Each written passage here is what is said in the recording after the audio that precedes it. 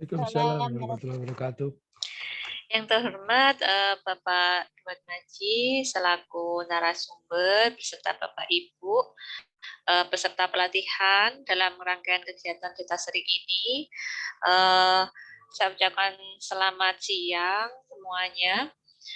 Pertama-tama marilah kita panjatkan syukur kepada Tuhan Yang Maha Esa karena berkat rahmat dan dayanya kita masih diberi kesehatan serta keselamatan sehingga dapat bertemu secara virtual dalam kegiatan pada hari ini.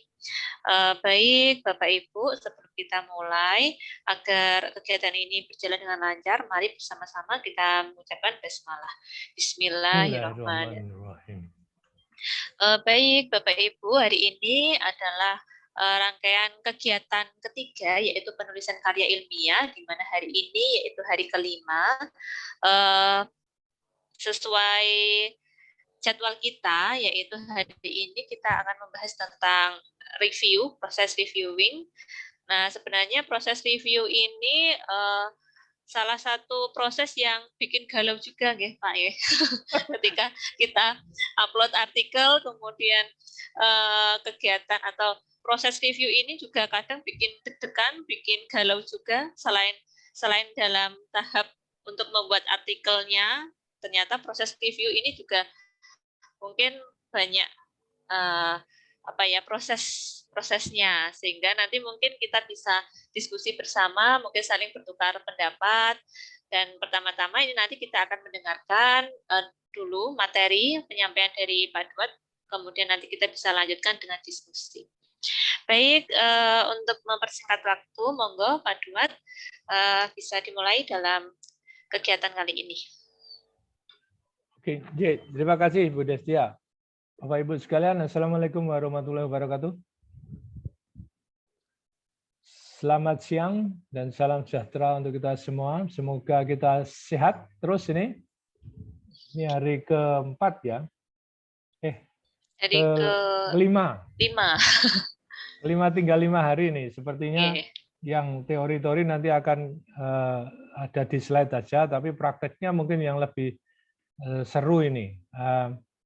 Baik, sementara saya tak memulai dengan share screen untuk proses review ini. Benar memang cukup tegang ini kita kalau udah mau submit tuh kayak nggak yakin gitu loh. Apa sudah bisa lolos atau enggak ya gitu. Nanti tuh nunggu itu tegang, terus tambah shock itu kalau di reject gitu langsung. Kalau masih under review itu di review terus kemudian minor correction itu masih bisa komunikasi deh. Tapi setelah itu kalau rejection itu kayaknya harus liburan kita itu. Rejection itu galonya pol itu. Tapi ada tekniknya nanti memang. Ya kalau saya rejection tuh nggak apa-apa. Kalau kita anggap aja kayak diopain untuk dibaca gratis gitu loh. Kan belum minta duit, daripada ditahan. Nanti kalau dapat paper yang abal-abal itu sering paper kita ditahan sampai bayar itu. Nah, Bapak Ibu sekalian harus kita pandai-pandai untuk memilih jurnal yang enggak abal-abal gitu. Oke, ini saya ingin nunjukin aja ini IFET itu posisinya di mana, di yang dekat-dekat Semarang ini ya, karya ilmiahnya seperti apa. Jadi kalau kita lihat IFET ini memang jangan dibandingkan dengan Undip ya. Cukup tinggi sebetulnya 1052 saat ini dibanding Undip yang 75.000. Jadi saya sering membandingkan dulu sesuatu itu dengan self evaluation, evaluasi diri kita dulu. Kita itu teman tetangga itu kayak apa sih posisinya gitu karya ilmiah itu. Nah ini tak ambilkan dari Sinta aja. Nah itu langsung ketemu ya agak jauh dengan, saya nggak tahu nih Universitas Muhammadiyah Semarang ini dosennya ada berapa gitu. Saya selalu kalau hitungnya bukan hanya jumlah artikelnya tapi atau jumlah artikel yang ada di Sinta, tapi jumlah dosennya berapa. Sama Universitas IFET itu besar mana gitu. Tapi kalau tak lihat dari Universitas 7 Untak gitu, menang IFET loh. Menang IFET. Maksudnya jumlahnya itu untak itu masih di bawah IFET gitu loh. Nah, kayak gini nih bikin senang sebetulnya, ya. Tapi kalau Bapak Ibu sekalian membandingkan kinerja dengan universitas lain yang dosennya sama, jumlah dosennya sama, nah itu baru. Kalau saya membandingkan bukan universitasnya saja, tapi jumlah dosennya. Nah, Bapak Ibu sekalian kan tahu persis tuh kampus-kampus sebelah itu jumlah dosennya atau kampusnya segede apa, itu kan tahu. Nah, ini kan kalau lihat angkanya, IFET kan 1052 artikel. Gitu. Terus kalau lihat 3 tahun terakhir 3.000. Ya, 3-year score. Tapi kita lihat all year score aja. Ini sama UIN tuh berarti IFET itu kalah gede ya memang ya. Jumlahnya gede UIN ya. UIN Semarang. Jauh, Pak. Oh jauh, pantas lah ya. Tapi membandingkannya gini, kalau UIN itu dosennya 3 kali lipat, apalagi kalau 7 kali lipat itu masih bagusan IFET gitu loh. Jumlah dosennya. Gitu. Termasuk saya yang heran Untak ini. Perasaan saya Untak itu lebih terkenal gitu loh dibanding artinya telinga saya ini lebih sering dengar Untak. Bukan yang bagus loh ya. Untak pengen cepat lulus S3-nya sama nggak kuliah gitu misalnya. Itu kayaknya terkenal gitu loh, baik yang di Surabaya pun di Semarang. Gitu kan. Nah, tapi saya nggak tahu jumlah dosennya itu seberapa gitu. Sama ya, IFET sama Untak Semarang itu gede mana itu? Kalau jumlah dosennya. Tahu nggak Bu Ratih? Kurang paham juga. Mungkin Oh, Bapak enggak. Ibu ada yang tahu. Oke. Enggak tahu nggak apa-apa, tapi intinya kalau kita menjadi paling tidak di struktural ya. Bapak Ibu sekalian harus tahu tetangga itu kayak apa. Jadi kita jangan sampai ketinggalan kereta karena teman-teman sekarang mahasiswa kalau orang tuanya aware dengan pendidikan tinggi itu ngeceknya itu salah satunya dari ini, selain akreditasi. Karena kalau mau guru silat itu kan guru silatnya siapa dulu dilihat gitu loh. Berprestasi enggak gitu. Salah satunya tuh ini.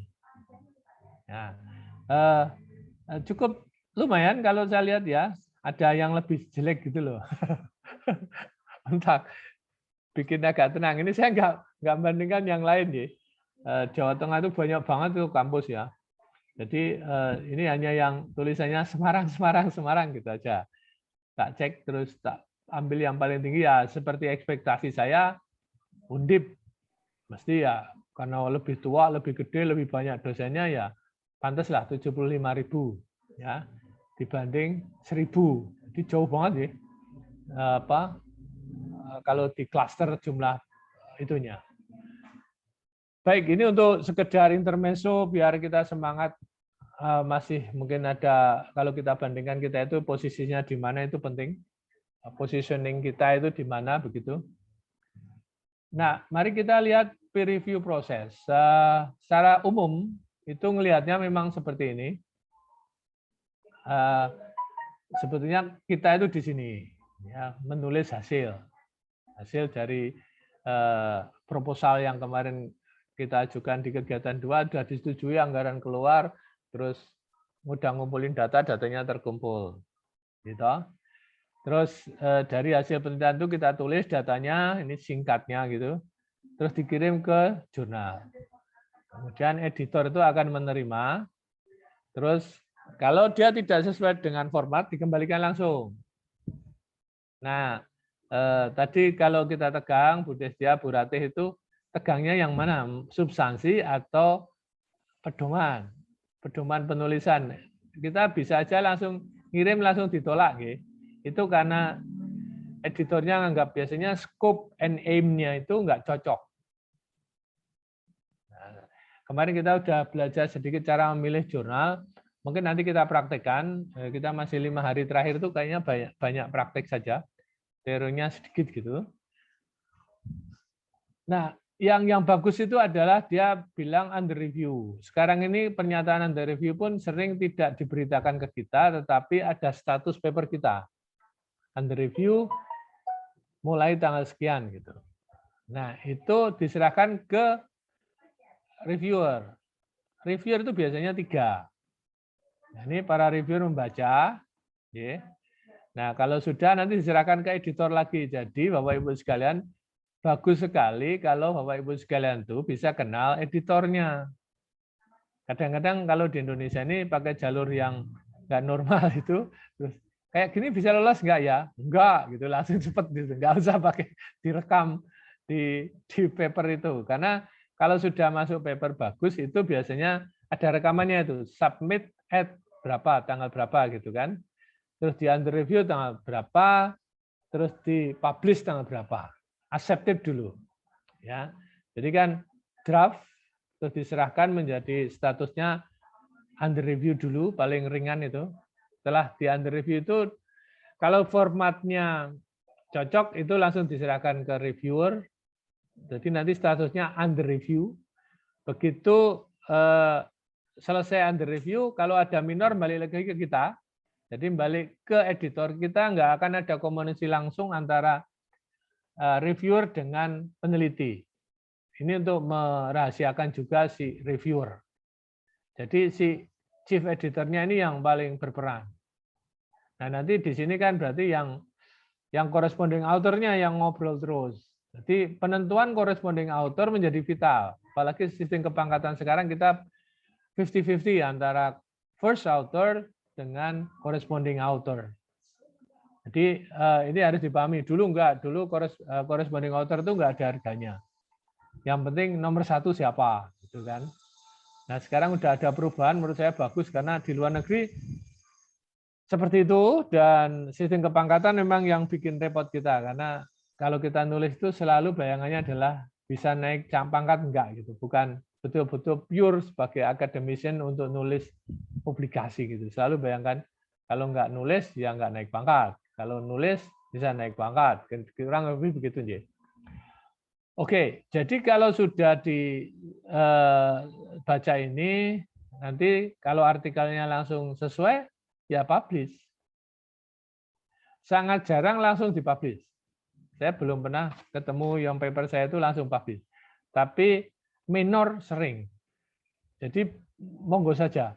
Bahkan strateginya kalau major pun itu bukan akhir dunia kok. Bayangan saya itu masih bisa direhab terus disubmit ke jurnal yang lain. Kalau sudah ditolak nggak usah marah-marah sama si jurnal itu editornya, sikapi saja terima kasih gitu terus kirim ke jurnal yang lain. Tapi masukannya sudah bisa kita masukkan untuk memperbaiki isi jurnal kita. Baik, ini yang agak seru ini nyangkut tadi pertanyaan tentang alokasi waktu, jadwal, dan seterusnya. Bapak Ibu sekalian, ini dari sisi kita, bagaimana mulai menulis begitu ya.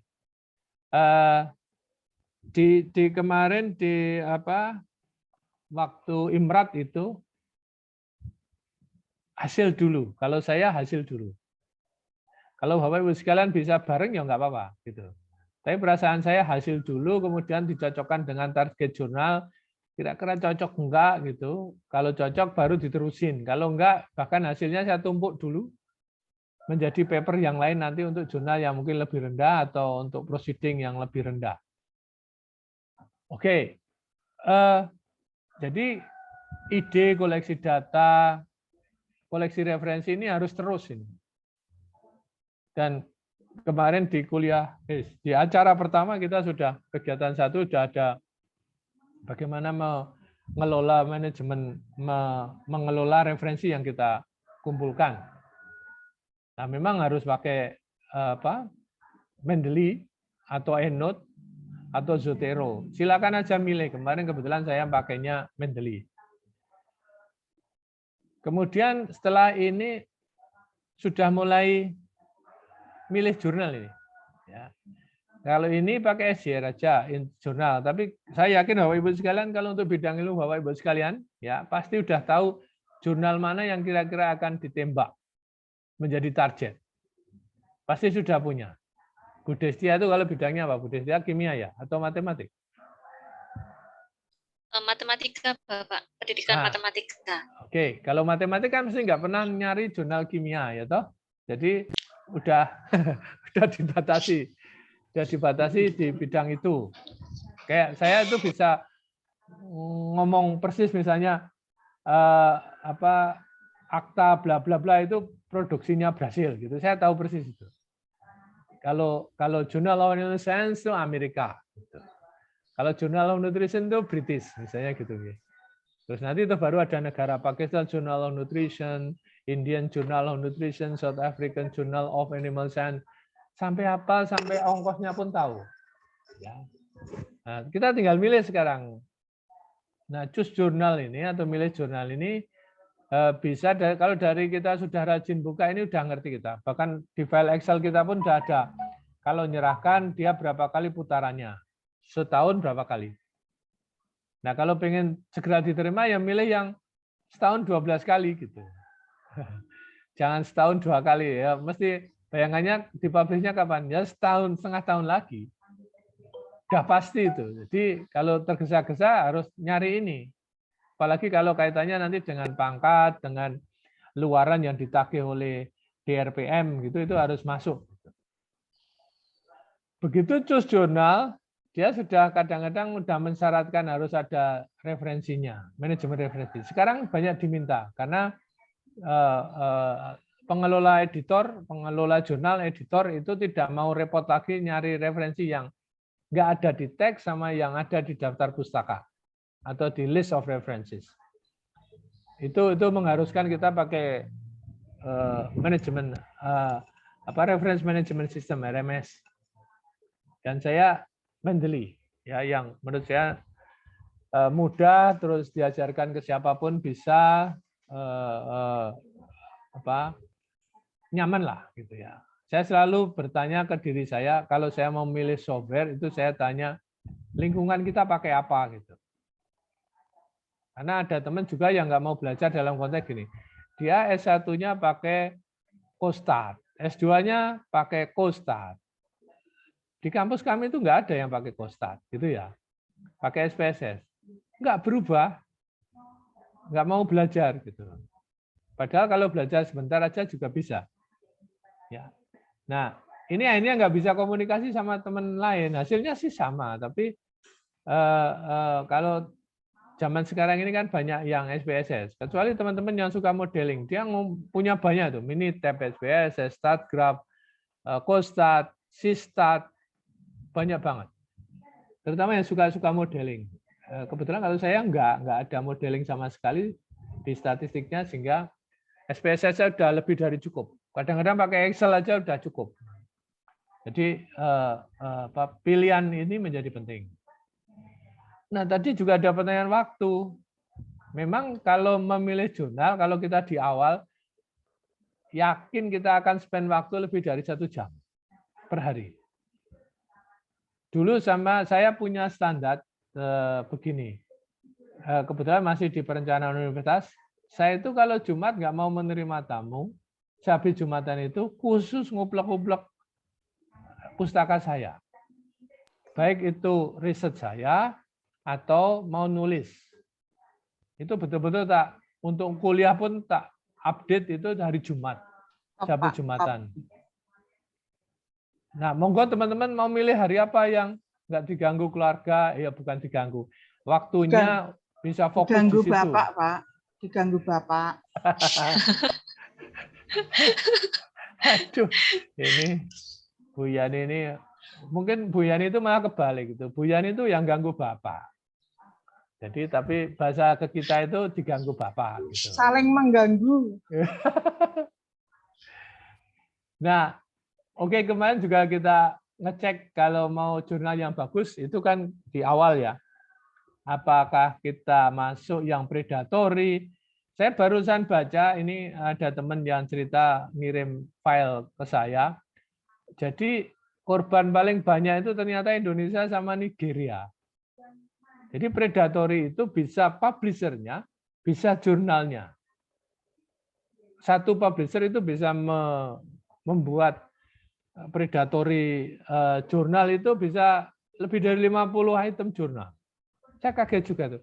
Aduh, Indonesia masuk lagi. Berarti kita itu kemarin terlalu semangat sampai orang luar pun nulis artikel bahwa Indonesia sama Nigeria itu termasuk tertinggi di dunia. Yang milih jurnalnya salah, masuk predatory. Nah itu betul-betul merugikan kita itu, karena pasti nggak bisa untuk naik pangkat.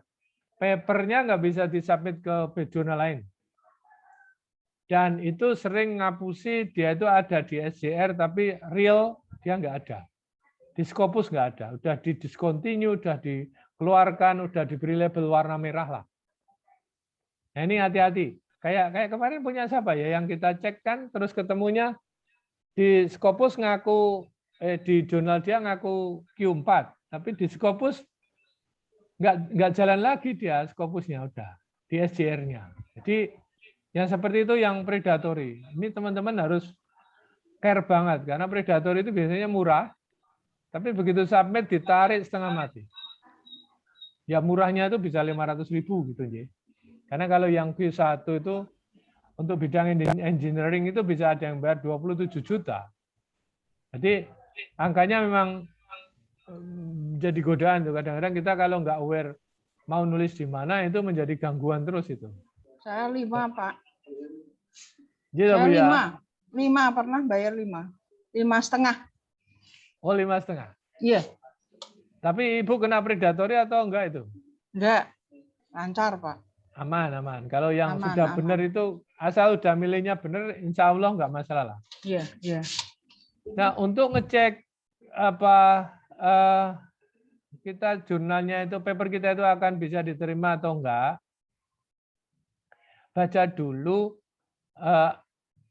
jurnal yang akan kita tuju itu terbitan sebelumnya kayak apa. Saya selalu ngitung kira-kira tabelnya berapa sih gitu. Kalau satu diterima enggak. Satu kalau besar kayaknya dia enggak suka besar, tabelnya penting banyak. Jadi kita sesuaikan ininya.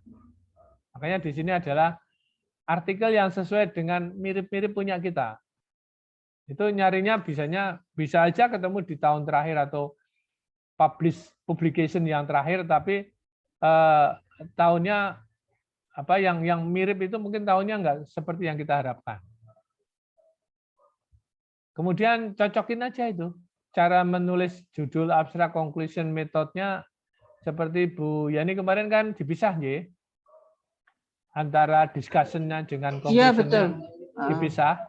Harus diminta dipisah. Betul. Nah, harus kita ikuti itu.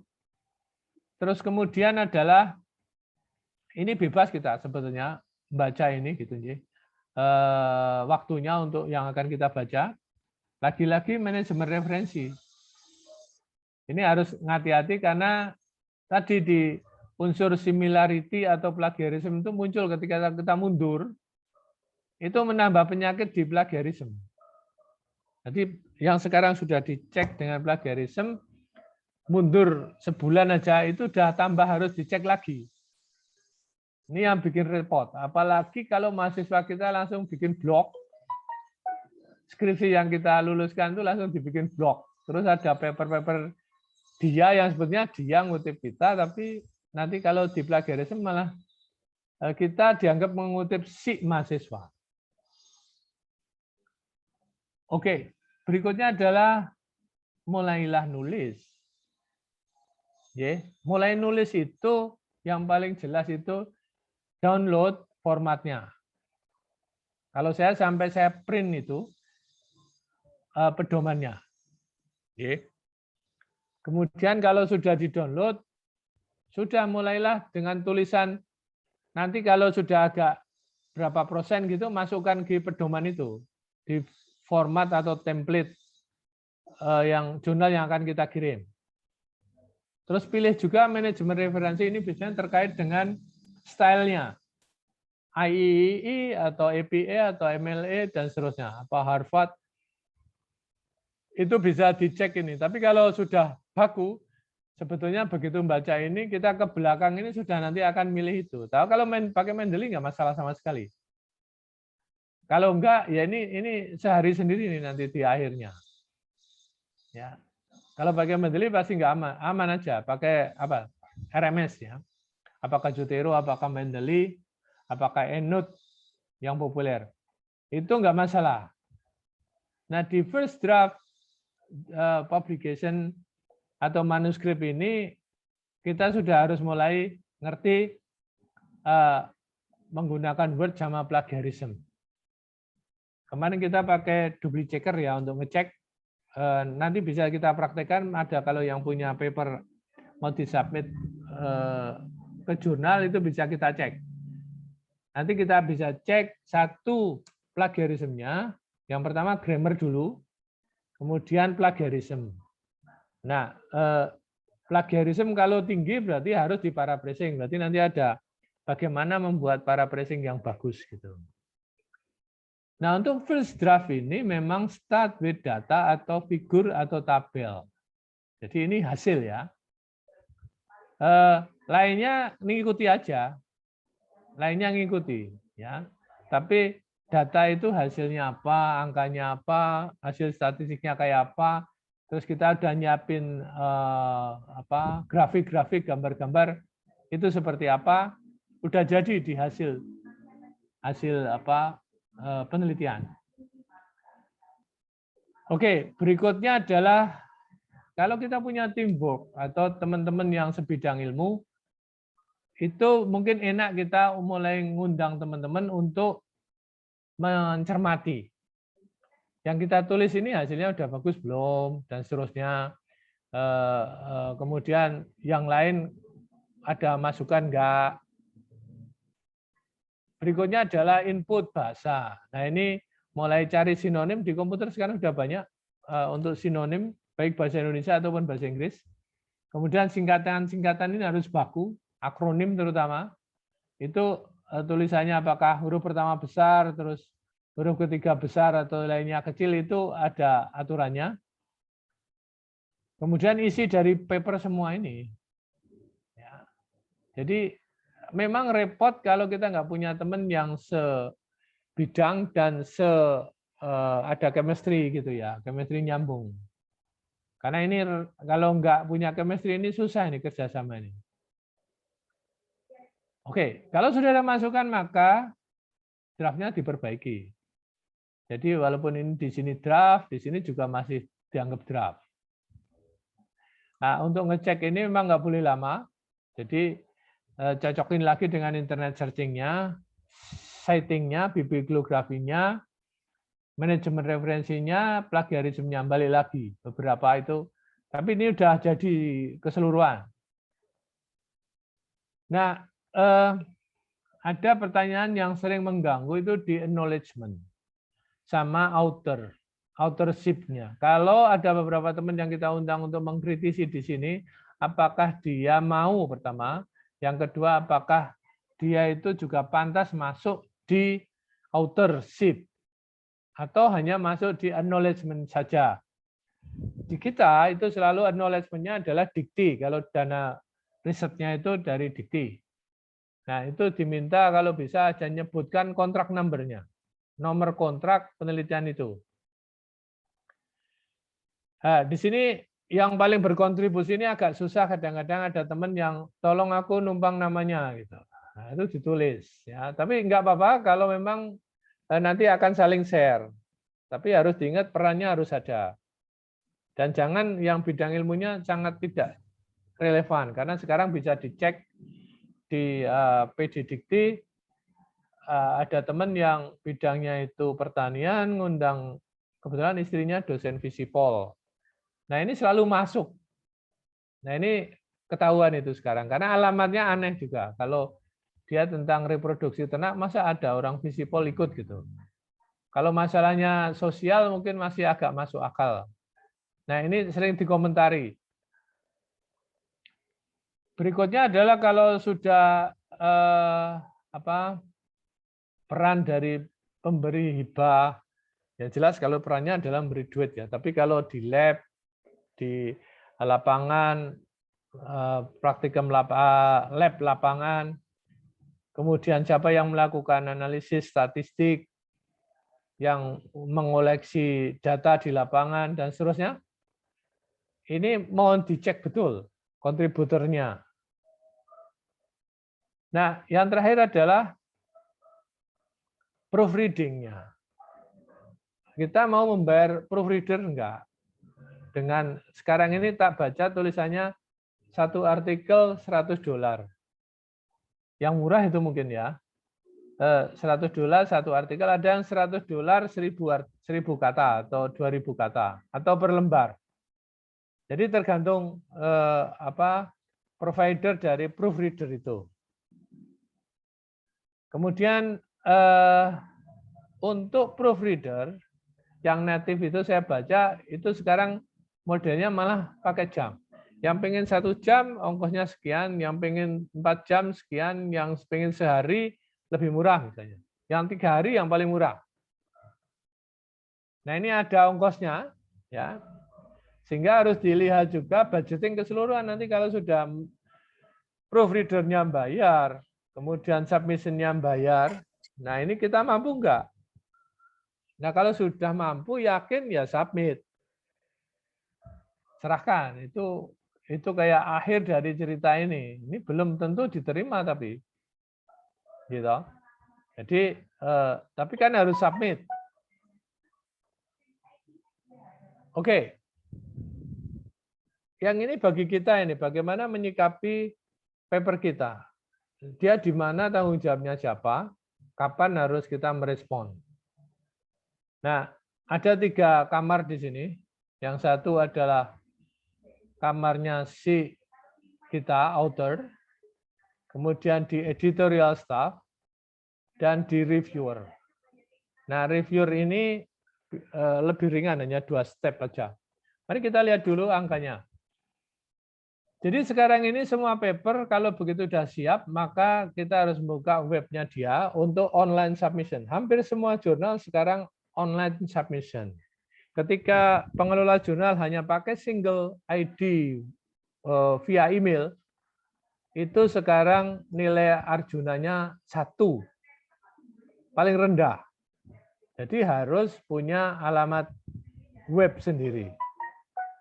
Saya dengar kemarin kan di event itu ada 21 jurnal.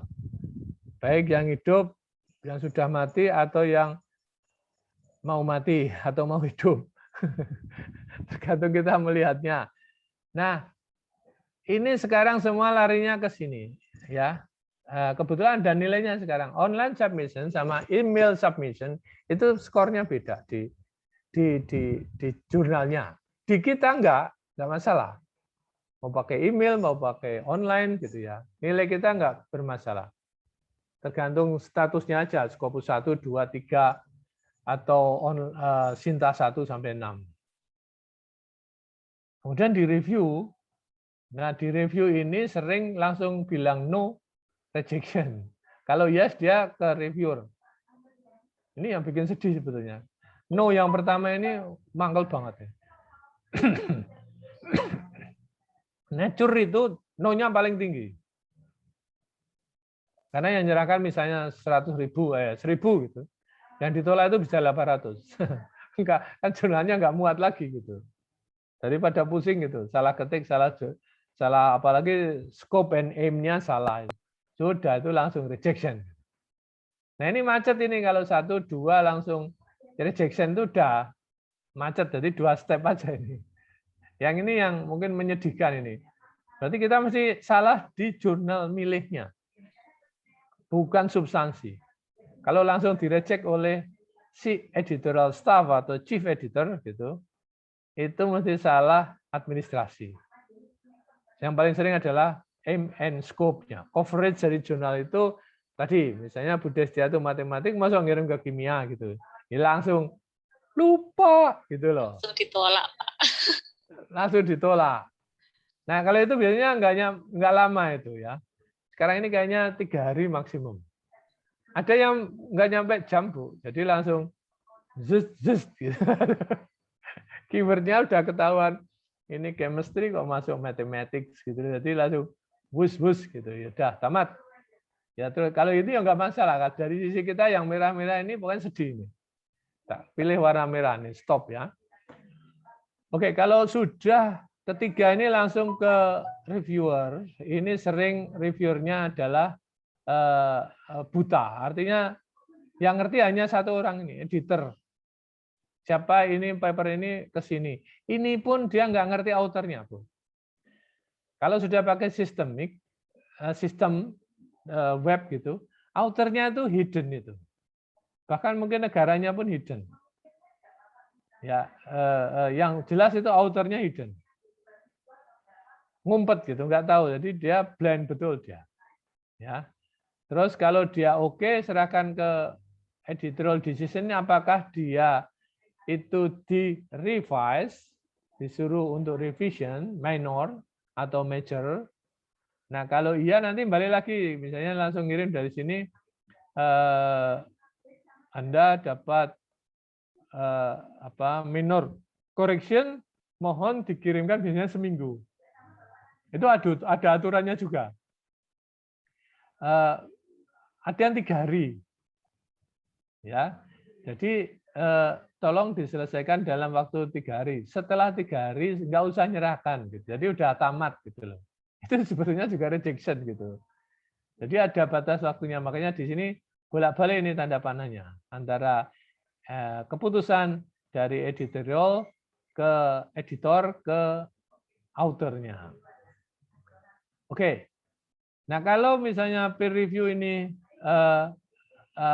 sarannya minor terus masuk sini terus dia perbaiki, kita perbaiki, serahkan ke sini lagi, itu ada juga yang langsung editor yang memutuskan, tapi ada juga yang balik ke peer review. Terutama kalau udah nyangkut substansi. Editor itu sering bukan bidang ilmu dia. Bidang ilmu yang spesifik, misalnya peternakan itu ada nutrisi, reproduction, production, kemudian ada hormonal, ada apalagi di animalnya itu dibagi menjadi unggas, ternak potong, ternak babi, kuda, itu termasuk menjadi bagian yang sudah spesifik untuk bidang masing-masing ilmu. Saya yakin untuk matematik juga begitu, kimia juga begitu. Oke, kalau ada ini komunikasinya ini agak lama ini antara revisionnya, editorial decision sama peer review second round-nya. Ini kan first round. Ini bisa balik lagi ke sana tuh, balik lagi ke sana gitu. Saya pernah ketemu 2 kali. Jadi udah dijawab, tapi mereka masih bilang nggak puas. Karena ada pertanyaan lagi. Loh kalau itu gitu berarti ini nggak begitu, mohon penjelasan. Nah, itu balik lagi ke sini, terus di sini balik lagi ke sini. Nah, kalau itu kedua biasanya nggak ada, ketiga si editorial ini memutuskan, editornya. Nah, memutuskannya juga yang jelek tadi, rejection. Bisa rejection. Suruh jawab seminggu kok nggak nyampe gitu. Lebih. Sudah, langsung di-reject. Anda melebihi waktu. Oke, jangan ganggu saya lah, gitu kurang lebih. Nah, kalau oke yang hijau ini, accepted kan? Ingat, saya pernah di posisi ini, saya tuh reject sendiri. Gitu. Karena duitnya terlalu gede. Waktu itu saya nggak baca. Gitu. Waktu awalnya dulu saya dengar ini sekitar 3 juta. Sudah naik jadi 7 juta. Itu 10 tahun yang lalu. Jadi, waduh, pas nggak punya duit waktu itu ada entah bangun genteng atau apa gitu ya. Pokoknya untuk naik pangkat juga kayaknya bisa diwakili yang lain, paper yang lain. Ya saya mereject sendiri gitu. Suruh bayar, no. Jadi langsung ngirim. Saya kan di sana kadang-kadang editorial sekarang pinter. Paper Anda sudah diterima, mohon segera kirim dengan batas tanggal sekian. Kalau lebih dari itu berarti Anda di-reject gitu. Jadi rejection benar. Reject sendiri saya, mereject sendiri. Ya sudah, tidak masuk lah. Oke. Nah, tapi kalau kita sudah mampu bayar kan berarti langsung papernya udah beres, sudah bayar. Nah, si editor tuh ngatur ini, sorry. Ngatur layoutnya. Ya, layout tuh gambarnya, lokasinya, halaman berapa gitu. Terus kita biasanya dikirimin lagi final draft. Final draft itu biasanya pertanyaan gini, kalau aku ngeset seperti ini, kamu udah puas belum? Kita harus mencermati lagi. Itu pengelolaan jurnal yang benar. Jadi stepnya seperti itu. Nah, kemudian yang paling sering adalah kalau sudah final ini, kita setuju, kembali lagi ke sini, tapi biasanya langsung ke siap di publish. Nah, pilihannya dua sekarang, online atau hard copy. Nah, terserah saja, kalau kita author biasanya minta hard copy printed juga. Jadi online-nya langsung bisa kita lihat, cepat banget kalau online tuh. Begitu jadwalnya sudah harus keluar, dia udah bilang ada nama kamu di situ, halaman sekian, pasti keluar. Sehingga di sini kalau saya lihat summary ini ada langkah-langkah yang menjadi krusial untuk kita, yaitu step nomor 1 ini. Ya, step nomor 1 ini berarti kan scope and coverage jurnal itu kita harus paham. Bahasanya berarti di situ ada Grammarly. Ya, kalau novelty jelas di situ cek di pendahuluan sudah novelty-nya masuk enggak, kebaruannya udah masuk belum. Kemudian kita bisa baca juga nanti kalau baca-baca itu kita milih jurnalnya. Jurnal mana yang paling cocok untuk paper ini? Kemudian audiens mana yang kita inginkan? Nah, audiens ini jarang kita pikir sebetulnya. Tapi sebenarnya penting untuk meningkatkan citasi indeks kita. Satu contoh yang saya tahu persis itu, misalnya kalau bidang pertanian adalah kita mau nembak penelitinya atau si penyuluh atau petaninya. Kalau petaninya jarang sih, ya. Petaninya baca jurnal itu pusing biasanya. Petaninya itu bahasanya harus baca koran. Tapi penyuluh ada teknik-teknik di situ yang isinya mungkin paling pas untuk penyuluh gitu. Audiennya lebih gede, jadi jangan dipikir kalau sama peneliti itu malah audiennya lebih gede, enggak juga. Di kedokteran itu jelas, kedokteran itu jurnalnya itu targetnya apakah peneliti atau dokter yang praktek gitu. Bahkan mungkin siap atau pasiennya. Sehingga kalau ilmu kedokteran itu seru banget, kecepatannya itu penting. Contoh misalnya sekarang ketemu obat COVID gitu, yang selama ini nggak ada. Itu nggak perlu jurnal itu. Komunikasi aja dimuat itu. Dan hasilnya luar biasa. Kalau memang menemukan COVID dengan arang pohon kelapa misalnya, itu dipublikasi kalau lewat sehari, 2 hari udah yang mati banyak itu. Itu loh pertimbangannya untuk ilmu kedokteran itu. Jadi ada urgensi untuk segera dipublish. Oke. Sama step 6. Step 6 tuh ini.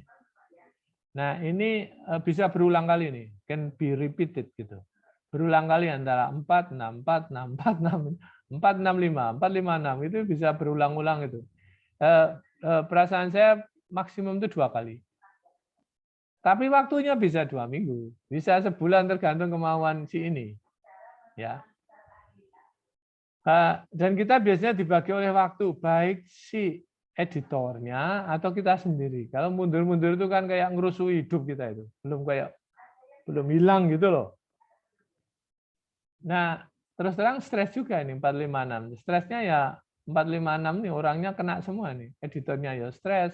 Mungkin enggak ya karena papernya banyak gitu. Tapi ini juga ikut stres nih. Yang paling stres kita. Ini kok lama kalau kita udah merasa ngirimnya cepat, baliknya lama. Itu kan memang karena papernya laris, dibaca semua. Oke, Bapak Ibu sekalian, untuk sebelum ke paper rejection, apakah ada pertanyaan untuk di proses reviewing ini?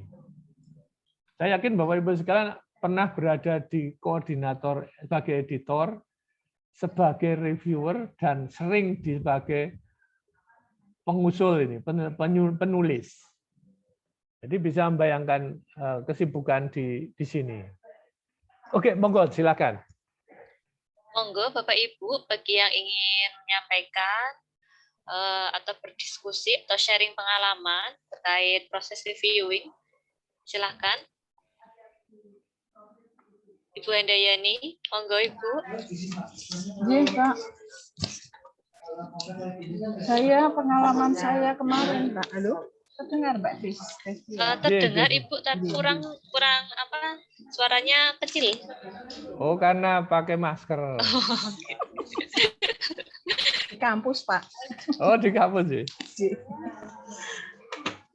Kalau pengalaman saya tadi gambarnya Pak, itu saya pertama begitu submit, terus 2 kali revisi oleh editor dengan orang yang berbeda. Yang pertama merevisi template, editor yang kedua merevisi tata tulis. Kemudian memberitahukan kalau naskah ini akan dikirim ke reviewer. Reviewernya ada 2 orang. Jadi hasil dari editor itu langsung ke reviewer. Tidak kembalikan ke kita, mungkin sudah tata tulis dan template-nya sudah memenuhi syarat barangkali. Kemudian ke reviewer yang satu revisinya sedikit, yang satu banyak. Terus kami perbaiki lagi. Saya perbaiki, terus langsung pemberitahuan bahwa ini akan dipublish begitu. Pengalaman saya kemarin begitu. Jadi editor orangnya berbeda, kemudian ke reviewer 2 orang, terus saya perbaiki, sempat dikembalikan 2 kali. Berarti editor 2 orang dengan waktu yang berbeda, kemudian reviewer 2 kali dengan orang 2 orang yang sama. Dikembalikan lagi, ada yang masih itu Pak di Grammarly-nya. Itu berapa lama Bu? Dalam berapa lama waktunya, sejak first submission-nya mulai submit itu? Setelah mulai submit sekitar 1 bulan dengan revisi editor 2 orang, kemudian reviewer 2 kali kembali. 1 bulan kira-kira. Itu jurnal Q1, Q2, Q3. Scopus Pak. Saya tapi kurang tahu sekarang masih atau tidak, karena pada waktu saya laporan ke Pak Rektor, nyandikan ke Pak Rektor, kok ini jurnalnya kurang bagus ya Bu, terbitnya terlalu sering, begitu saya kurang. Sekarang tidak tahu kondisinya. Tapi pada waktu itu masih Scopus Pak. Oke. Horizon Research. Pak Berat mungkin versi. Horizon Research. Bisa ya, dicek sih sebetulnya kalau ya, tapi alasan Q3 Pak, Q3 saya cek. Ya? Saya cek Q3. Masih jalan. Masih. Oke. Cuman saya ya mohon maaf ini saya tidak mengira semudah itu. Saya pikir menakutkan. Jadi untuk teman-teman yang lain. Padahal saya merasa artikel saya biasa, nggak mengira. Saya pikir ngeri sekali tadinya. Ternyata tidak, sehingga ya Mbak Destia biar tambah semangat. Itu jurnal di mana Bu? Di Indonesia atau di luar negeri Bu? Luar negeri Pak, Amerika. Oke. Masa Amerika. Bagus itu. Padahal jelek loh Pak artikel saya. Itu kan feeling yang kemarin itu. ditertawakan Pak buat itu loh. Yang mana? Saya nggak tertawakan loh. Aib itu loh Pak. Yang di waktu kita cek plagiat Turnitin 13 itu loh. 13 itu loh. 13. Oke. Yeah. Nah, tapi waktu itu kurang dari 13. Saya tidak tahu kenapa sekarang jadi 13. Oke. Benar Pak Dot, berarti terbukti bahwa semakin ke sana akan semakin bertambah bisa. Nilai plagiat itu betul Pak, terbukti. Saya jadi 13, artinya kurang dari 13. Iya. Bertambah ya. Jangan nanti tahun depan jadi 50. Aib Pak, itu aib saya Pak. Wah. Sorry, itu istilah saya aja loh Bu, aib. Loh, saya suka istilahnya pas. Untuk guyon. Nanti aib saya tak sebarkan juga Bu nanti. Biar untuk contoh. Oke, itu ongkosnya berapa Bu jadinya? 5 sekian. Oh, 5 jutaan. 5.300.000 sekitar itu. Oke, masih masuk akal ya kalau Q3 segitu, nggih. Ya, Q3. nggih. Masih Q3, saya cek masih Q3. Oke. Bagus ini sharingnya.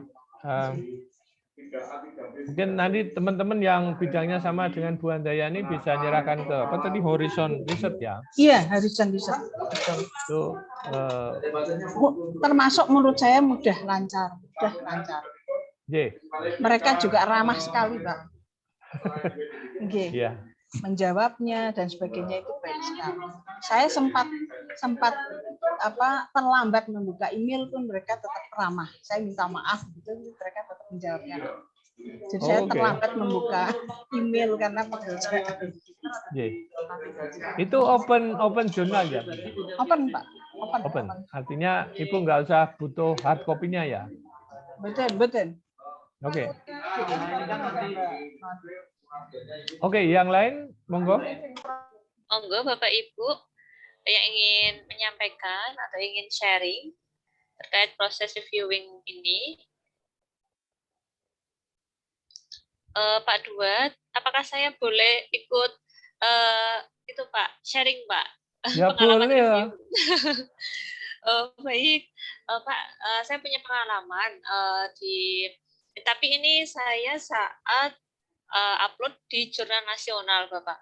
Jadi dulu saya pernah ngejar untuk kenaikan pangkat, jadi nilai kum saya setelah saya rank itu kurang sedikit. Nah, saya mencari jurnal yang Sinta 3 dulu, karena saya juga dikejar waktu juga.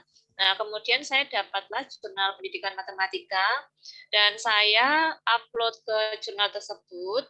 Nah, pada saat proses review itu standar Pak, biasa di OJS, kemudian saya revisi, nah kemudian saya kembalikan. Nah, di saat pembayaran, nah di situ saya diberitahu bahwa saya kena fast track, Pak.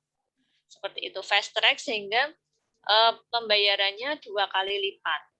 Nah, di saat maksudnya apa tuh? Fast track itu, ya jadi gini, kan minta saya cepat tanya. Gitu. Iya, saya kan tanya, mohon maaf Ibu, ini maksudnya fast track seperti apa ya? Saya kan kebetulan saat itu masih awal-awal jadi dosen Pak, jadi saya belum mendapatkan pengalaman fast track sebelumnya gitu kan. Nah, kemudian pengelolanya bilang, Ibu ini kan dari proses upload pertama sampai publish itu kan hanya 1 bulan. Nah, 1 bulan itu hitungannya adalah waktu yang cepat. Nah, ketika dalam waktu 1 bulan saja sudah bisa publish, nah itu dianggap kena fast track seperti itu. Jadi pembayarannya 2 kali lipat. Nah, di saat itu berapa Bu jadinya Bu? Saat itu berapa ya Pak? Sekitar 700 atau 800 karena masih Sinta 3 kan Pak. Nah, itu awalnya kan saya tahunya ya sekitar 450-an gitu kan Pak. Nah, saat di 375 sampai 400-an. Saya kira seperti itu. Kemudian di akhir saya harus membayar 2 kali lipat.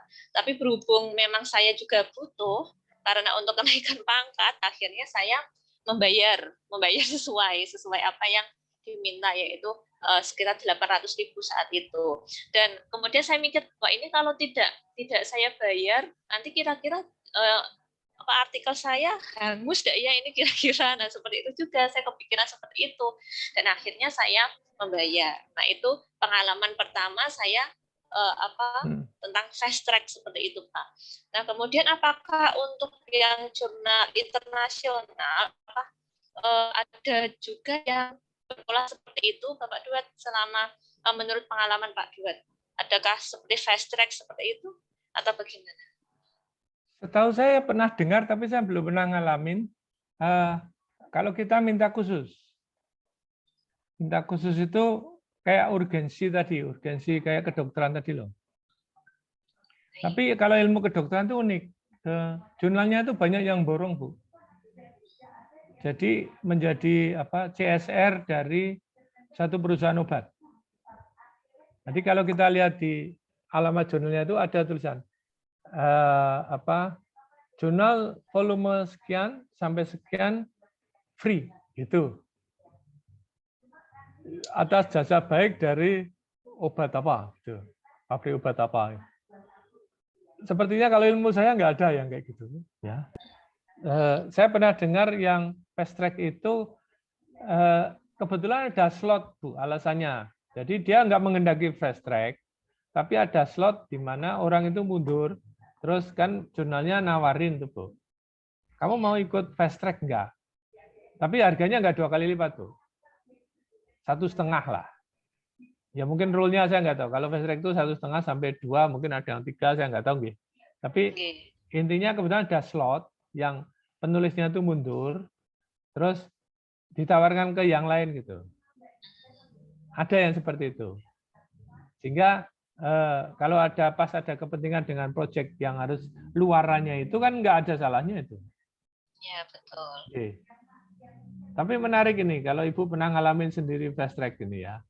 Kalau setahu Iya, saya Pak. kalau setahu saya fast track itu kita komunikasi. Artinya kalau Ibu kan nanti problemnya gini. Kalau Ibu dikasih suruh bayar fast track, terus kalau nggak membayar gimana? Coba. Mesti ikut low track toh ya. yang normal gitu. Nah, tapi apa hilang? Jadi pertanyaan Ibu yang terakhir mungkin yang menakutkan semua penulis. Ketika kita masuk predatory journal, itu paper Ibu itu nggak boleh ditarik, gitu loh. Padahal apalagi kita tahunya tuh setelah itu, begitu submit, langsung ngecek predatory apa enggak tuh ini. Oh dulu enggak, tapi sekarang iya. Lah, silakan lah. Itu ikut terus Ibu, nggak bisa enggak itu. Karena papernya ditahan. Ibu mau declare apa coba? Pengaturan etika penulis itu selalu jangan pernah menyerahkan jurnal, paper kita pada 2 jurnal. Itu etika kita, bisa dihukum kita, disu, itu dituntut. Selain nggak etis secara akademik, secara hukum. Makanya predatory itu, yang saya bayangkan itu, data saya rugi itu aja, bukan duitnya. Kalau datanya tuh lama tuh ditahan, terus kita baru tahu predatory gitu, apa nggak sedih? Itu saya pernah sedih banget begini, Bu. Saya punya data banyak banget. Itu kalau untuk S1 bisa untuk 3 orang. Itu tahu-tahu mahasiswa itu dirayu sama editor kampus tanpa ngomong sama pembimbing. Skripsinya diserahkan, kayak ngobrol sendiri. Paper itu nama saya hilang, Bu, jadinya. Datanya gede, itu yang saya mangkal tuh S1 itu, karena itu penelitian kami gitu loh. Dibahas ratusan juta gitu. Kok cuma untuk publikasi lokal yang Sinta 4 atau Sinta 5 bahasa Indonesia lagi. Aduh, mau marah udah dipublish. Udah saya nggak bisa apa-apa itu. Itu kan kasusnya kayak kena predatory saya, tapi bukan predatory. Itu kelasnya harusnya Q2, Q3 kok diserahkan Sinta 4 atau Sinta 5 itu. Kampus. Aduh, saya ketemu dia tapi kowe kok njaluk izin tahun aduh. Terus saya nggak tahu, saya dirayu Bu ini waktu itu papernya kurang, terus ya sudah malah dibuatkan, disamarikan gitu, potong-potong gitu loh. Aduh, sedih banget saya. Oke, jadi sama Bu, tadi kekhawatiran saya di nasib dari paper kita yang nggak bisa ditarik nanti. Saya bayangkannya itu aja kalau masuk predatory. Apalagi dipublish pun nanti untuk naik pangkat nggak bisa. Ya. Nah, jadi sekarang saya kalau mau masukin jurnal itu saya pasti tanya, Pak. Misalkan untuk slot ini, apakah nanti jika diterima, apakah saya kena fast track atau bagaimana? Saya itu pasti tanya seperti itu kepada editor sampai sekarang. Gara-gara pengalaman pertama itu, kemudian kena fast track, kemudian setelah itu saya akan memasukkan jurnal, kemudian saya juga pasti akan tanyakan tentang fast track itu.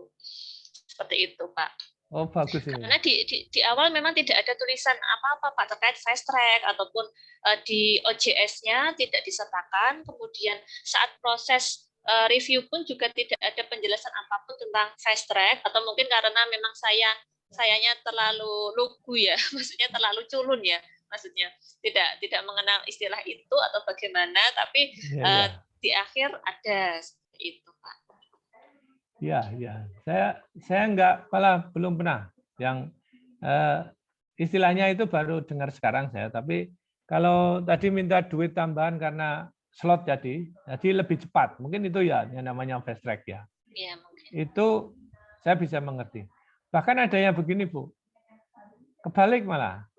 Jadi si publisher itu bilang, karena papermu bagus dan bermanfaat, you nggak bayar. Itu ada. Gitu. Oke. Nah, itu kalau yang kayak gitu bagus. Kalau kami nggak bayar itu karena institusi itu. Jadi kami punya grup kayak tadi yang tak ceritakan tuh, impact-nya luar biasa, Bu. Impact-nya kita ikutan satu seminar yang rutin diadakan berpindah-pindah antar negara gitu. Terus akhirnya dari beberapa kelompok kami itu menjadi kayak reviewer, Bu, reviewer internal mereka. Nah, terus akhirnya kalau seminar yang bayarnya 7 juta itu kita gratis, Bu. Gratis betul, sebagai kayak anggotanya mereka gitu loh. Resikonya ada sih, terus sering diajak rapat tuh loh, Bu. Nah, apalagi sekarang pakai Zoom ya. Terus kita seminar yang besok ini ke India gitu. Dia pengelolanya dari Thailand. Thailand ini universitasnya kan kaya-kaya, Bu. Nggak terkenal pun nggak apa-apa, tapi dia gedungnya bagus, fasilitasnya bagus. Dosennya tadi tuh gajinya yang minimum 18 juta tadi loh. Asem tenan. Bikin mangkel itu. Nah, itu Bu, apa bikin kayak grup sama kita-kita gitu. Terus kita besok ini sebenarnya di India gitu kan. Ini tanggal 9 besok ada rapat untuk mengelolanya gimana. Karena ternyata mereka juga senang kalau kerjasama sama teman-teman yang nggak moto duitan. Jadi akhirnya karena nggak moto duitan, tuh kita juga nggak bayar gitu loh. Apik toh itu. Bagus banget itu. Dia nggak mau kerjasama orang Filipina gitu, karena apa? Filipina tuh kita bayar berapapun, kayak kalau yang ngelola dia itu duitnya nol gitu loh. Nggak ada untungnya. Masa untung ini untuk komunitas ya, tapi beberapa kali di Filipina itu mesti habis-habis. Kalau di Indonesia tuh acara gede pun kita masuknya duitnya berapa, balik lagi. Ini uangnya semua. Gitu. Akhirnya dengan begitu telah ada trust. Dari kita itu dipilih beberapa itu untuk menjadi, kita misalnya bisa sampai bilang gini, paperku cukup bagus, nanti status saya jadi keynote speaker ya gitu. Keynote speaker untuk acara apa gitu. Bisa, Bu. Jadi tapi menarik ini teman-teman, mungkin selain mengenal editor yang bermutu, kita juga jadi pengelola jurnal yang bermutu. Nanti bisa saling share itu. Karena kalau 100% papernya internal itu nilainya kalau nggak 0,1 loh. Terus kita sendiri ketika naik pangkat, jadi dari akreditasi jurnal juga nilainya rendah. Dari sisi kita naik pangkat, itu dia dicemooh kurang lebih gitu loh. Sejak lahir kok nang jurnalnya di event terus gitu loh. Nah itu mau dihindari. Tapi kalau kita antar editornya udah saling kenal, sharing yuk, sharing gitu. Yuk punya artikel yang standarnya kurang lebih sama gitu. Dipindah-pindah aja. Event ke sana, sana ke sini, terus ke mana lagi, saling. Itu akhirnya mungkin sepertiga bisa terpenuhi. Kalau bisa seperempat, bagus banget. 4 editor kerjasama dengan level cinta sama. Bidang sama. Oke, Bu Destia, thank you, itu bagus banget bagi saya. Mungkin tuh yang teman-teman juga itu perlu tanya itu, ada fast track enggak? Sambil ngutip pernyataannya Bu Destia itu. Pengalaman teman saya, Bu Destia. Pengalaman kena fast track. Fast track tapi lebih mahal, yang penting itu Bu ya. Iya, Pak. Baik, Bapak Ibu, monggo kalau ada yang ingin disampaikan.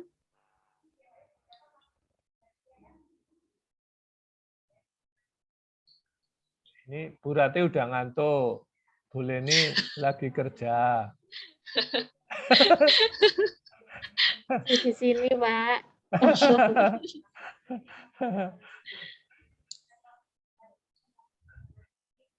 Halo Pak. Halo Bu Yani nih, tapi udah hilang tadi tuh, wah. Kan kalau ada suara itu langsung naik ke atas gitu ya di Zoom itu. Enggak hilang Pak. Nggak hilang ya. Enggak. Ibu masih di kantor nih Bu ya. Masih Pak, ini dirubung banyak orang Pak. Semut-semut. Wah, memang lagi laris ini. Enggak, bukan laris.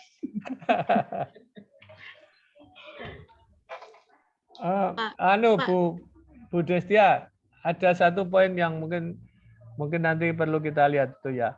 Oke. Kok saya baru baca itu banyak kita terjebak di jurnal yang nggak benar tadi loh, predatory tadi loh. Nanti akan saya tampilkan infonya aja. Saya kaget juga itu. Oke, Bu Leni tadi ada pertanyaan tuh.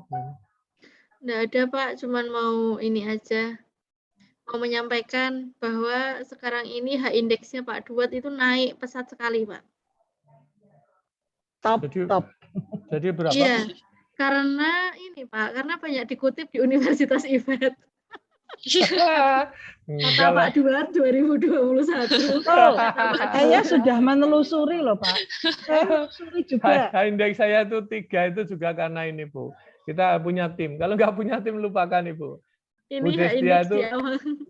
setengah di mati awal-awal. nyari high index naik itu kalau nggak punya tim. Betul itu. Kalau punya tim baru. Enggak, kita high index itu nggak harus jadi ketua loh. Saya kaget juga. Jadi kalau sendirian udah lupakanlah high index itu. Lama banget. Tapi kalau sudah berombongan, Bu Destia publish, Bu Leni publish, Bu Ratih publish, namanya masing-masing gitu. Nah, kalau citasin indeks itu sebetulnya gini, ternyata logikanya. Bukan semakin canggih dikutip kita ternyata.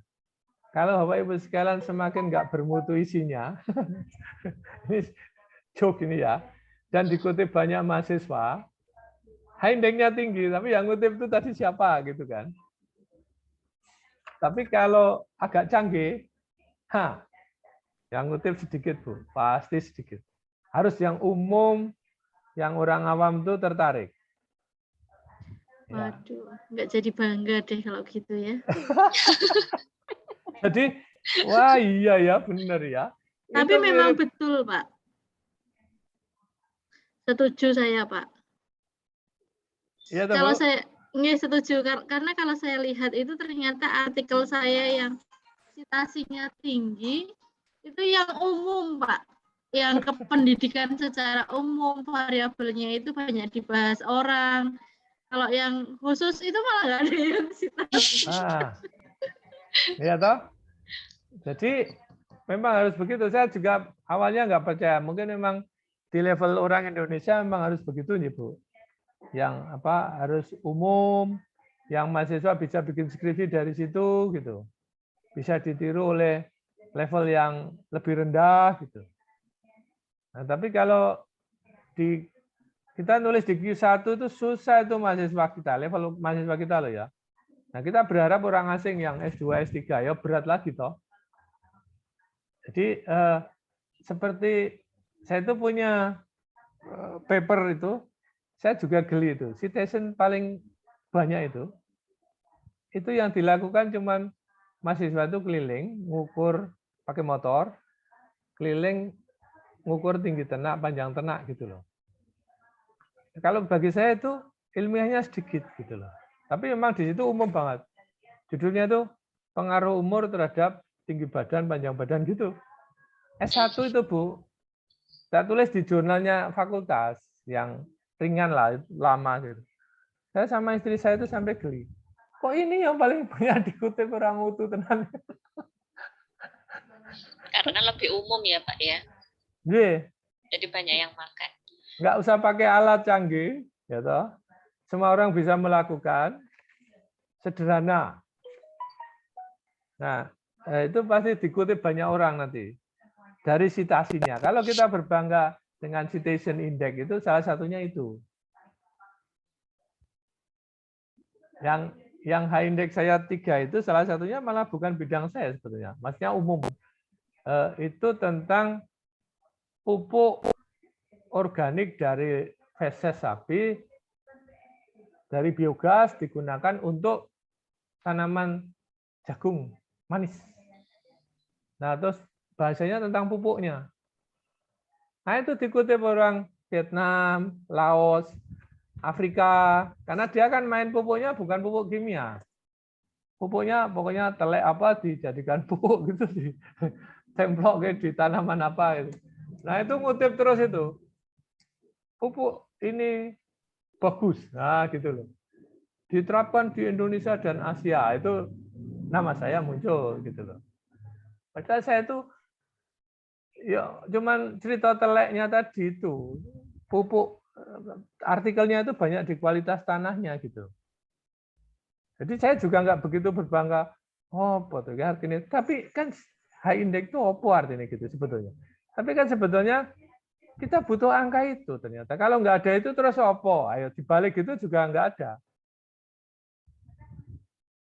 Paper kita disitasi Yora, gitu kan. Terus impact-nya itu ternyata untuk paper itu, Bu, jangan kaget, citation index. Jadi kalau kita nulis canggih-canggih pun nggak pernah dikutip. Dampak dari paper kita itu nggak ada. Kaget juga saya. Iya, yo. Kalau dari luaran kita sebagai peneliti, kan publication Q1, Q2 itu tadi. Tapi dampak dari penelitian kita masyarakat, itu dikutip ternyata. Padahal yang dikutip itu saya sendiri bilang, paling nggak bermutu. Gitu loh. Apa hebatnya aku gitu loh itu jadinya. Apa hebatnya paper tadi gitu loh. Di sini orang mutu sebetulnya gitu. Tapi yang ngutip tuh, ayo wong ora mutu kabeh gitu. Mungkin siklusnya jadi kayak gitu sebetulnya. Oke. Jadi sebetulnya kita publication itu ya wajib biasa, nggak usah rame-rame juga gitu. Ora dikutip ya ora apa-apa. Gitu aja sekarang ini. Bahkan untuk naik pangkat nanti dipotong, ya sak karepmu. Pokoknya aku wis nulis gitu aja. Wis berusaha keras. Emang kita nggak berusaha keras, ya udah toh. Perkara nanti naik pangkat nggak 20 jadi 15 karena bla bla bla, ya sudah biarin aja. Nggak diakui ya enggak. Daripada kita doing nothing, ngomong tok ngerasani wong atau nulis ning dhewe sendiri nggak pernah nulis. Gitu. Paling enggak ada orang Thailand baca, orang Afrika Selatan tadi baca. Kira-kira begitu.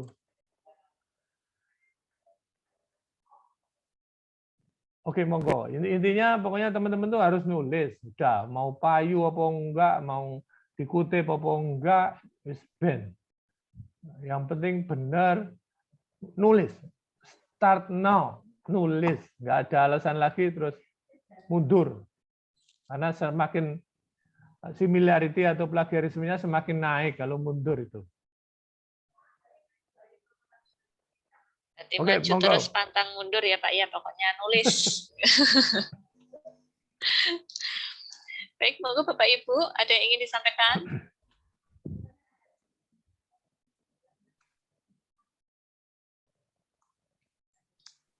Saya cukup Bu Destia, saya sedang cari-cari di Sinta. Ini saya yang ngutip siapa? Ternyata mahasiswa-mahasiswa. Kalau di YouTube kan tinggal like atau subscribe ya Bu ya. Kalau di Sinta kan saya harus nulis jurnal atau ngutip Kurniati gitu kan. Lah bidang saya nggak bisa nulis Kurniati. Ibu kalau kecuali nulis sapi loh, saya ngutip nanti.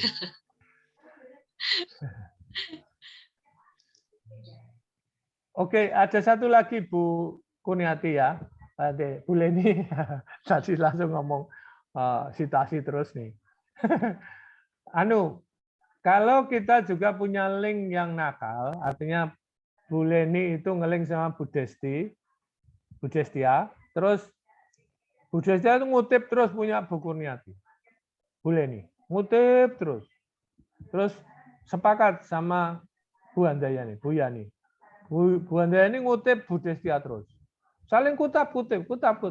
Sekarang itu ketahuan sekarang. Besok saya tunjukkan skornya nih. Ada orang Indonesia itu sampai simpul istilahnya. Begitu masuk ke buku Bu Leni itu nggak tahu, tapi terus disupport oleh Bu Destia. Nggak tahunya itu di papernya loh. Saya mungkin telepon Bu Leni itu sama Bu Destia. Kalau Bu Destia itu diperintahkan, Bu, aku citasinya tuh tolong dinaikkan, sampean ngutip yo. Bu, kowe bidangnya kimia, aku matematik ora apa-apa, kutipen yo. Terus dikutip.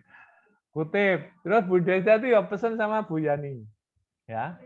Terus Bu Yani pesen sama Bu Rate. Terus Bu Rate kontak lagi Bu Destia. Simpul 3 orang itu bulet tuh. Muter. Itu kelihatan loh sekarang di link sistem itu. Nah, saya tak tunjukin geli masih. Geli banget karena ada 4 simpul itu. Satu orang itu kayak nggak tahu sendirian, dikutip satu, terus Bu Destia itu muter tuh sama 7 orang. Rame terus tuh saling kutip itu, 7 orang itu. Gambarnya tuh kayak ada simpul gitu, tuh, ada link-link gitu. Terus ini ke sana, ini ke sini, ini ke sana. Kalau dibuletin tuh kayak peta sendiri itu bahwa 7 orang itu sebetulnya tuh mesti nganu gitu, saling kutip nggak jelas. Kutip-kutipan, Pak, berarti, Pak. Nah itu Kayak YouTuber ya Pak ya. Itu naik pangkatnya juga kena pengaruh itu. Kalau ada dampaknya tadi loh, dampak itu kan disitasi. Jadi banyak alasan sekarang itu kalau kita tuh sombong, aku disitasi banyak itu sebenarnya saya mikir juga itu. Kalau pengen disitasi banyak itu carilah ilmu yang paling sederhana. Itu pasti, terutama mahasiswa S1 yang sekarang pun diwajibkan nulis ke jurnal toh. Nah Dan wajib citasi punya dosennya. Ya, terus itu pasti, gitu. Terus naik citasinya. Tapi ya tadi itu harus yang saya tuh sampai balik kalau Guyon tuh sampai Rodo Tegel bilang gawe sing nggak mutu gitu. Jangan yang kelasnya, kalau saya itu DNA, terus kualitas darah sampai mikro hubungannya asam butirat atau propionat, udah nggak ada yang ngutip itu nanti pasti. Saya kalau dedak sangat bagus untuk sapi, wah yang ngutip banyak itu Bu. Tanpa ada alasannya. Pokoknya yang ngomong itu Dwatmaji 2021 apa Dwatmaji et al 2021 gitu. Nanti banyak itu sebentar lagi itu muncul tuh kalau ikut apa riset gate atau riset apa itu ya yang link itu. Nanti Ibu diberitahu terus tuh. Paper Anda dikutip, paper Anda dikutip. Paper Anda dikutip Ya. gitu. Ya toh Bu? Betul. Berarti sama Destia tolong dicek itu H-indeksnya lumayan 4 itu.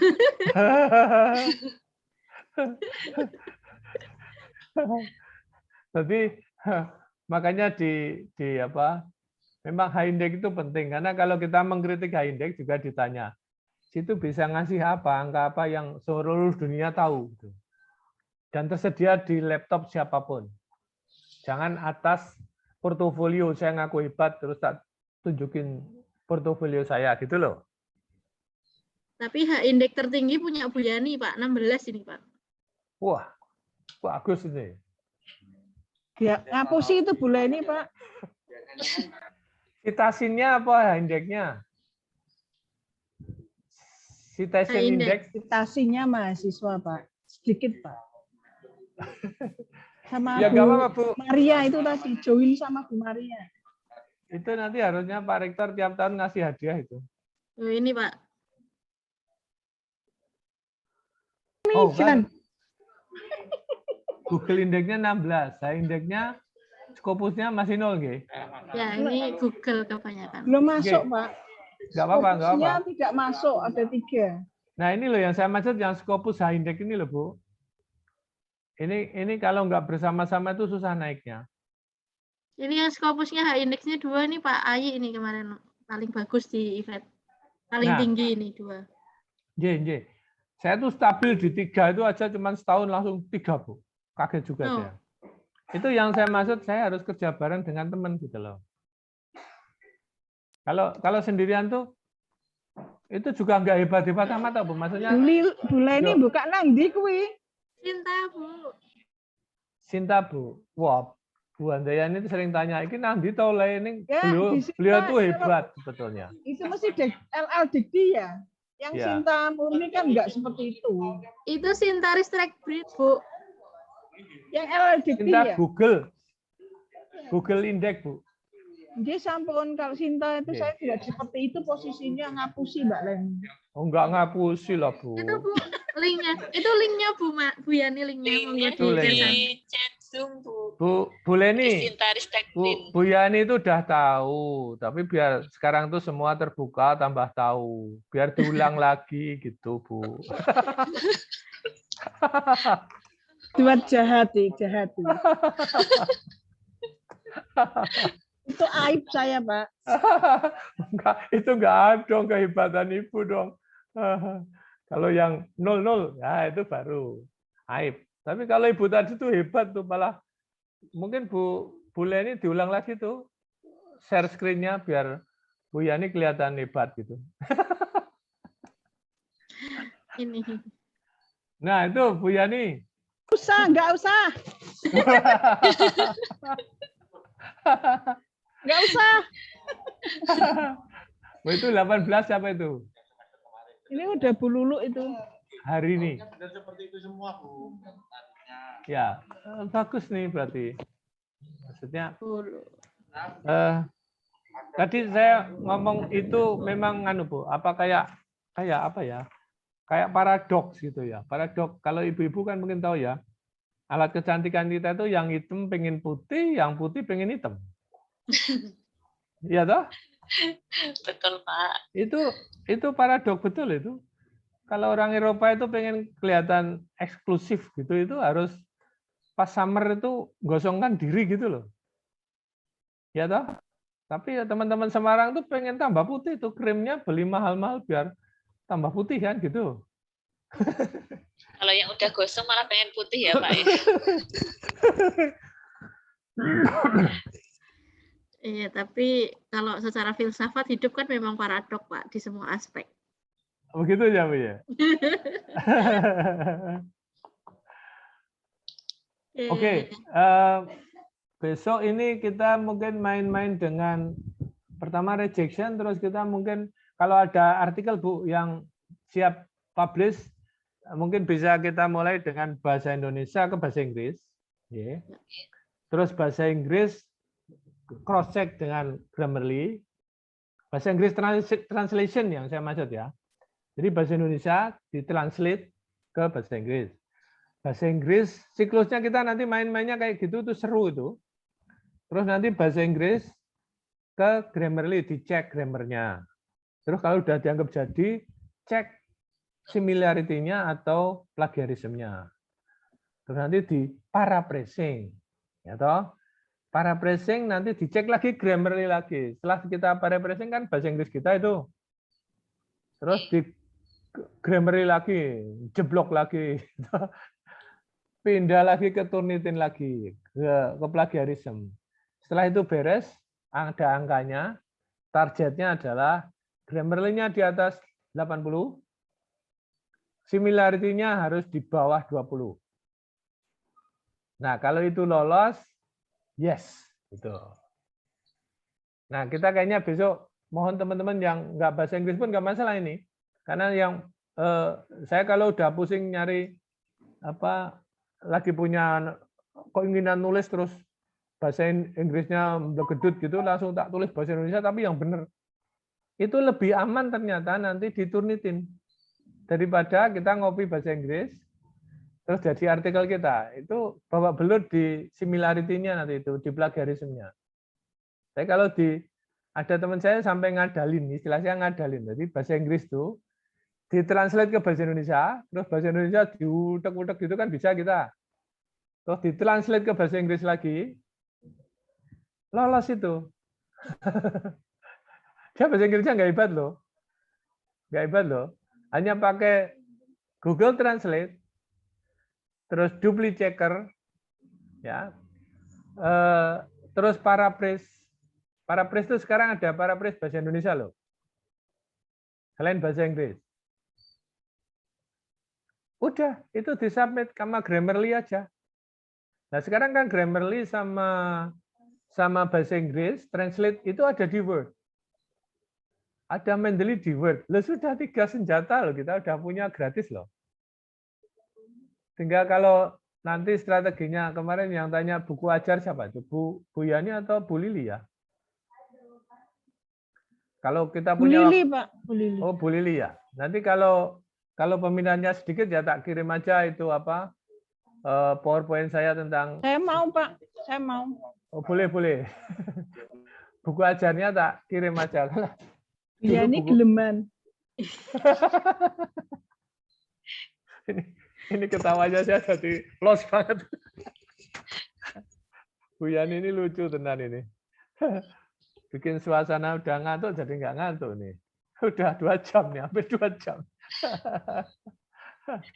Jadi nanti saya kirim itu, yang buku ajar. Pakai nomor HP-nya juga ya, Pak?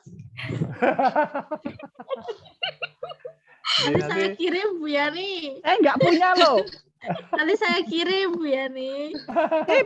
Sip. Ya nanti sampai dipotretin tahu pong Bu ya. Ya, nanti tak paket Pak. Oke. Duet izin bertanya.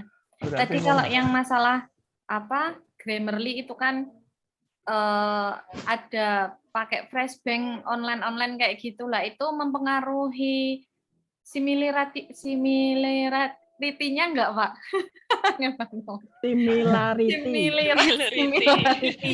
Similarity-nya enggak, Pak? Kan kita jadi jadi gini, kalau Grammarly itu memang tujuannya untuk grammar bahasa Inggrisnya. Semakin kita memainkan aslinya dari paper yang kita kutip, kita kan cenderung bukan menerjemahkan, Jadi yang namanya plagiarisme itu ternyata menerjemahkan itu plagiarisme loh. Kaget juga saya. Per definisi yang namanya kalau kita ada teks bahasa Inggris, terus kita terjemahkan ke bahasa Indonesia, itu udah plagiarisme loh. Saya kaget juga itu. Walaupun kalau dicek di mesin plagiarisme, enggak ketemu similarity-nya. Tapi itu termasuk etika kita ternyata. Etika nulis. Jadi yang dimaksud dengan similarity ataupun plagiarisme itu sama. Kalau kita nyari software-nya atau aplikasinya itu sama saja. Plagiarisme atau similarity checker. Atau duplikasi checker. Jadi itu kata-kata kunci itu. Tadi tak pikir similarity tadi itu. Ini gambarnya jadi aneh nih. Bu Leni main-main Ki. Bu Leni ini Pak. Biar nggak ngantuk Pak itu kayaknya. Soalnya Bu Leni udah merem ini Pak. Iya. Katanya udah merem. Dibikin model kelas itu loh Bu, yang kelas. Oh iya Pak, siap. Coba kalau kelas kayak apa coba? Kalau kelas Saya itu seperti nggak ini pernah Pak. masuk foto deng karo Bu Leni. Padahal ada Pak Drat, harusnya ada saya. Wah.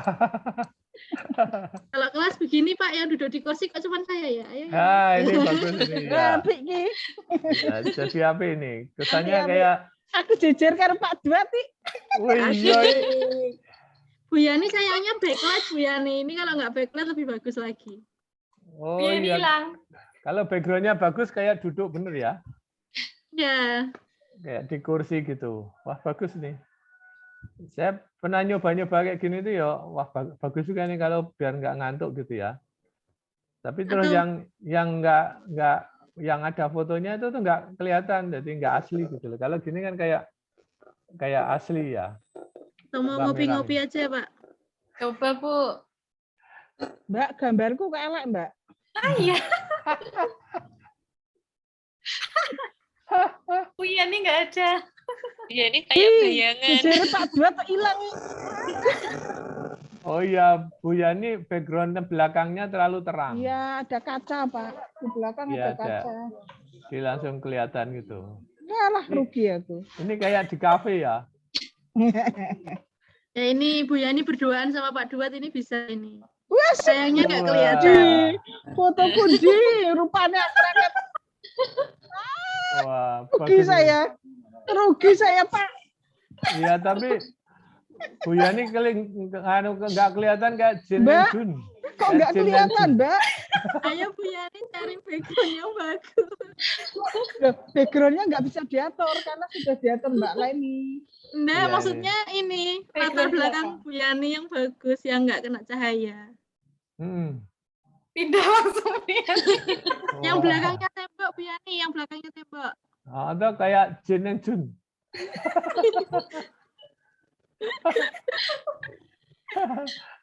Bu Yani udah berduaan loh padahal loh. Oh ini di teras ini temboknya Rugi ini nih saya, rugi. Saya pindah ke dapur ini tetap nggak kelihatan. Wah, mantap ini. Wah, Jadi, mantap, mantap. ini temanya podcast dengan yang tak terlihat Pak Duat. Iya ini. Ini Bu Yani nggak kelihatan nih kayak Oh iya, ada hantu loh Pak. jadinya. Loh, tak tempel-tempel kayak loh.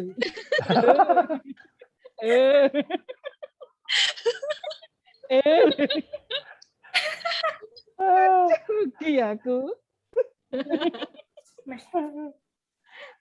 Nah, iya, gitu. Aku dijejer ke kali. Oke, balik ke normal dulu Bu. Iya, Ini. Pak. Baik. Nah, ada yang versi Semarang gitu lagi makan tahu pong gitu loh Bu. Nanti saya carikan Pak.